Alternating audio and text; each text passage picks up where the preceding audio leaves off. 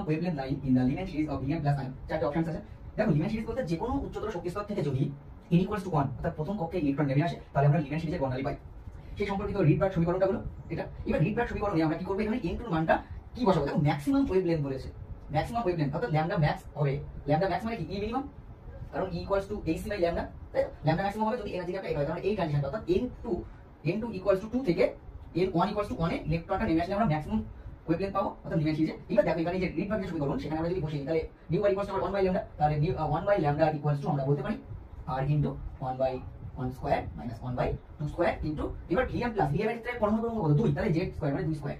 তাহলে 1 by lambda equals two কি হচ্ছে? দেখো 1 by lambda equals to r into 1 minus 1 by 4 into 4। তাহলে এখানে ক্যালকুলেশন করলে দাঁড়ায়, দেখো এটা 1 মাইনাস 1 বাই 4 মানে 3/4, তাহলে 3/4 তাহলে অ্যাকচুয়ালি কেটে যাচ্ছে 4 তাহলে থাকবে ultimately 1 by lambda equals to 3r। Okay, তাহলে ল্যামডা ইকুয়ালস টু আমরা বলতে পারি 1 বাই 3r। তাহলে কোন অপশনটা হচ্ছে? দেখো অপশন